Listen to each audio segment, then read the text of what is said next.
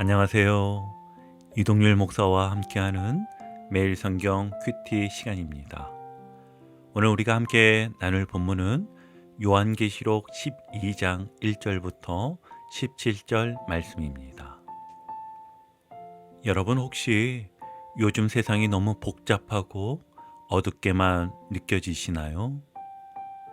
세상은 점점 더 불안해지고 교회는 비난받으며 믿음을 지키는 일이 쉽지 않은 시대에 우리는 살고 있습니다.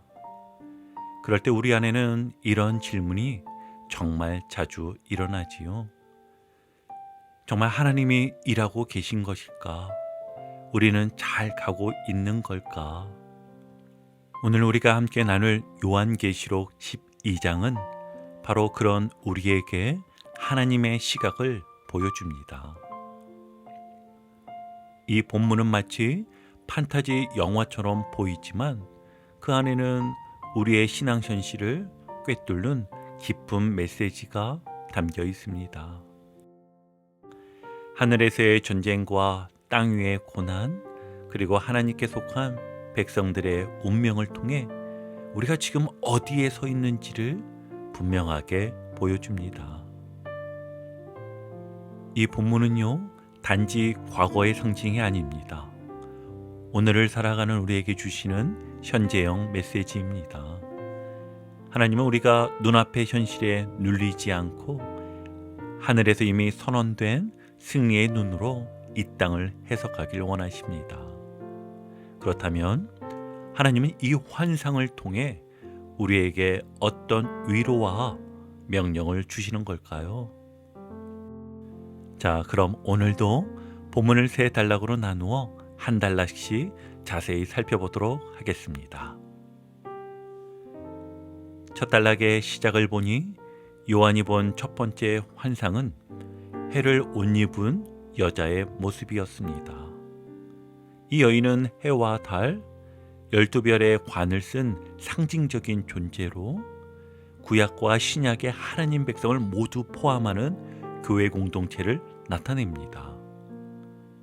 꼭 기억해 두셔야 할 부분이기에 조금 더 쉽게 설명하자면 이 여자는 단순한 한 여인이 아니라 예수님이 이 땅에 오시기까지 하나님의 뜻을 품고 기다려온 모든 믿음의 공동체를 상징하는 것입니다. 구약의 이스라엘, 신약의 교회에 하나님의 약속을 붙든 믿음의 백성 전체가 바로 이 여자의 모습 속에 담겨 있는 것이지요. 그래서 이 여인이 겪는 해산의 진통은 단지 한 인물의 고통이 아니라 메시아를 기다렸던 이스라엘의 모든 역사와 고통을 상징합니다. 인류를 위해 구원자를 낳기 위한 하나님의 백성의 기다림과 고통, 기도와 눈물이 담긴 장면인 것입니다. 그렇다면 이 여자가 낳은 아이는 누구겠습니까? 바로 철장으로 만국을 다스릴 자, 예수 그리스도입니다. 그런데 이 생명의 출현을 가로막으려는 존재가 있었지요. 바로 큰 붉은 용 사탄이었습니다. 그는 여자가 낳은 아기를 삼키려고 하지만 실패합니다. 아기는 하나님 보좌 앞으로 올려지지요. 이는 예수님의 승천을 의미하는 것이었습니다. 그럼 여자는 어떻게 되었을까요? 광야로 도망쳤다고 합니다. 그리고 1260일 동안 하나님이 예비하신 곳에서 양육을 받습니다. 이 광야는 단지 피난처가 아니라 하나님의 돌보심이 있는 거룩한 장소입니다. 이 장면은 마치 하나님이 우리에게 잘 가고 있다라고 알려주시는 이정표 같습니다. 겉으로 보기엔 교회가 광야에 버려진 것처럼 느껴질지 몰라도 사실은 하나님께서 그곳에서 우리를 지켜보고 계신다는 증거입니다. 상황은 어렵고 막막해 보여도 하나님의 계획은 지금도 정확하게 차곡차곡 이루어지고 있습니다. 하나님의 때에 하나님의 방법으로 구원의 역사는 계속 진행되고 있는 것입니다. 그리고 오늘날 우리 역시 이 여자의 연장선에 있는 존재입니다. 교회는 지금도 해산의 고통 가운데 세상 속에 복음을 낳고 있으며 그 과정에 하나님의 인도와 보호가 함께하고 있다는 사실을 되새기게 합니다. 우리는 하나님의 구속 역사를 이어가는 믿음의 공동체로 때로는 외롭고 힘들지만 결코 버려지지 않은 존재들입니다. 우리들은 흔히 광야를 고난과 외로움의 장소로 여기지만 성경은요, 거기서 하나님의 손길이 가장 가까이 있었음을 보여주고 있습니다. 지금 겪고 있는 가정의 갈등, 반복되는 실패와 무기력, 신앙의 식어버린 마음, 이 모든 것을 하나님이 예비하신 광야로 다시 보시기 바랍니다. 그리고 오늘 하루 말씀 한 구절을 붙들고 이것이 나를 양육하시는 양식입니다 라고 고백해 보세요. 혹은 삶에 지친 친구 한 명에게 하나님은 지금도 너를 돌보고 계셔라고 말해 주시길 바랍니다. 이제 그 광야가 저주가 아닌 은혜의 훈련장으로 분명 다가올 것입니다. 계속해서 두 번째 단락을 보니 이어지는 장면은 하늘에서 벌어진 전쟁 이야기입니다. 미가엘과 그의 전사들이 용과 그의 사자들과 싸우고 결국 사탄은 하늘에서 쫓겨납니다. 이 장면은 하늘에서 이미 선포된 승리를 보여주지요.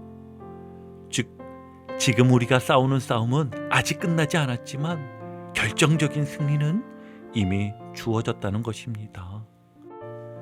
어린 양의 피와 증언하는 말씀으로 그를 이겼다는 이 구절은 우리가 이 영적 싸움에서 무엇으로 싸우고 또 어떻게 승리할 수 있는지를 분명하게 보여줍니다. 하나님은 우리에게 칼이나 무기를 주신 것이 아니라 예수 그리스도의 십자가의 피와 그 복음을 믿고 담대히 고백하는 입술을 무기로 주신 것이지요. 즉, 이 싸움은 감정이나 논리로 이기는 것이 아닙니다. 누구보다 강한 목소리로 주장한다고 해서 이기는 것도 아니고 내가 옳다는 것을 증명하는 싸움도 아닙니다. 진짜 능력은 복음 그 자체에 있습니다. 예수님이 나를 위해 십자가에서 죽으셨고 그분의 피로 내가 용서받았으며 하나님의 자녀가 되었다는 이 복음의 진리를 믿고 고백하는 것이 사탄의 공격 앞에서 우리가 취할 수 있는 가장 강력한 승리의 자세인 것입니다. 이 고백은 단순한 말이 아닙니다. 그 말에는 하늘의 권세가 담겨 있고 그 고백 위에 성령의 능력이 역사하기 때문입니다. 그러므로 우리가 이길 수 있는 이유는 내 능력 때문이 아니라 예수님의 피로 이미 승리하신 그 사실을 붙들고 그 복음을 삶 속에서 고백하며 살아가는 것이지요. 이 승리는 또한 교회의 정체성이기도 합니다. 승리를 얻기 위해 애쓰는 것이 아니라 이미 주어진 승리 위에 서서 사는 것, 이것이 교회의 믿음입니다. 우리의 고백, 찬양, 말씀 선포는 단순한 행위가 아니라 사탄의 세력을 밀어내는 실제적인 영적 전투임을 꼭 기억하시길 바랍니다. 그렇다면 여러분, 오늘 내가 마주한 싸움은 무엇입니까? 누군가는 육아의 고단함일 수 있고 또 누군가는 직장에서의 좌절일 수도 있으며 어떤 분은 누구에게도 말 못할 죄책감일 수도 있습니다. 그러나 잊지 마십시오. 이미 하늘에서는 승리가 선포되었습니다. 오늘 이렇게 실천 한번 해보시길 바랍니다. 나는 어린 양의 피로 이긴 자입니다. 하루 한번 소리내어 고백해 보세요. 누군가에게 복음을 또한 전해보시길 바랍니다. 간단한 말 한마디, 하나님은 널 사랑하셔가 그 사람에게 생명의 증언이 될 수 있습니다. 그 고백이 곧 사탄을 이기는 무기가 될 것입니다. 이제 마지막 세 번째 단락을 봅니다. 사탄은요, 하늘에서 쫓겨난 뒤에도 가만히 있지 않습니다. 그는 여전히 하나님께 속한 백성을 해치려고 합니다. 그래서 여자를, 즉 하나님 백성을 다시 공격하려 하지요. 하지만 하나님은 그 여자를 그냥 내버려 두지 않으십니다. 성경은 큰 독수리의 두 날개를 여인에게 주셨다고 합니다. 이 표현은 이스라엘 백성이 애굽에서 탈출할 때 하나님이 독수리 날개로 업어 인도하셨다는 출애굽기의 표현을 떠올리게 하는데요. 즉 하나님께서 초자연적인 방식으로 여인을 보호하시고 위험에서 피하게 하신다는 뜻입니다. 그 여인은 다시 광야로 도망갑니다. 이전처럼 힘겨운 곳이지만 동시에 하나님의 보호와 돌보심이 있는 장소입니다. 거기서 여인은 하나님의 은혜 가운데 양육을 받습니다. 그러자 사탄은 또 다른 방법으로 공격해 옵니다. 성경은 강물 같은 물을 여인을 향해 쏟아낸다고 말하는데 이것은 박해나 거짓 가르침 혹은 교회를 무너뜨리려는 세상의 흐름과 같은 것들을 상징합니다. 하지만 하나님은 땅을 열어 그 물을 삼켜버리십니다. 즉 하나님이 직접 개입하셔서 사탄의 공격이 교회를 삼키지 못하도록 막아주신다는 것입니다. 그런데도 사탄은 포기하지 않았습니다. 이제 그는 여자의 남은 자손을 향해 전쟁을 시작합니다. 성경은 그들이 누구인지 분명하게 말해주고 있습니다. 하나님의 계명을 지키며 예수의 증거를 가진 자들. 이 말은 지금 이 시대를 살아가는 우리, 곧 믿음을 지키며 하나님의 뜻대로 살고자 하는 교회를 말합니다. 즉 이 싸움은 과거의 이야기가 아니라 오늘 우리가 실제로 겪고 있는 현실적인 영적 전쟁이라는 뜻입니다.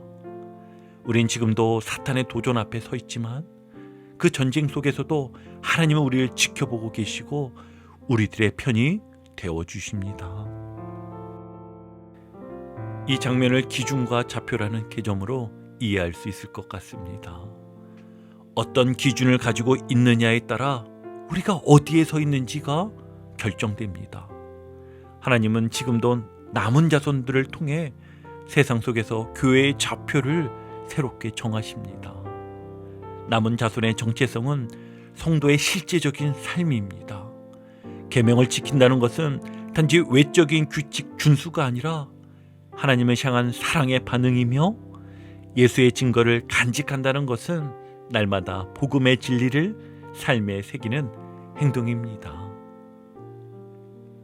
여러분, 우린 누구입니까? 하나님의 계명을 지키고 예수의 증거를 간직한 사람들입니다. 사탄은 여전히 우리를 향해 강물처럼 도전해 오지만 하나님은 오늘도 우리를 돕고 계십니다. 우리 이를 기억하고 이렇게 한번 해보시면 어떨까요? 자녀에게 하루 한번 말씀을 읽어주며 축복해 주세요. 오늘 하루 중 만나는 누군가에게 하나님이 당신을 지켜보고 계세요 라고 말해보세요. 우리가 그리스도의 증거를 간직하고 살아가는 그 삶 자체가 세상을 향한 하나님의 좌표가 될 것입니다. 이제 오늘 큐티를 정리하며 마무리하겠습니다. 여러분, 요한계시록 12장은 우리가 지금 겪는 신앙의 현실을 더 깊이 보게 합니다. 눈에 보이는 고난은 끝이 아닙니다. 하늘에서는 이미 승리가 선포되었고 하나님은 그 승리를 이 땅에서 구현하기 위해 오늘도 우리를 부르십니다. 우리는 광야에 있지만 보호받고 있습니다. 우리는 공격받고 있지만 무장되어 있습니다. 우린 소수이지만 여자의 남은 자손으로서 하나님의 역사를 써내려가고 있습니다. 우리가 하늘의 예배 그리고 땅에서의 삶을 연결할 때 교회는 진정한 승리를 사는 공동체가 될 것입니다. 지금 우리가 하는 찬양, 말씀 묵상, 그리고 기도, 이 모든 것이 하늘의 승리에 연결되어 있는 실제 전쟁터임을 꼭 기억하시길 바랍니다. 그러니 포기하지 마십시오. 낙심하지 마십시오. 하나님의 손에 붙들린 교회로 오늘도 그분의 구속 드라마를 함께 써내려가는 저와 여러분의 삶이 되시기를 주의 이름으로 축복합니다. 오늘도 복음의 기쁨과 확신으로 승리하는 하루 되시길 축복합니다. 함께 해주셔서 감사합니다. 내일 큐티 시간에 다시 뵙겠습니다.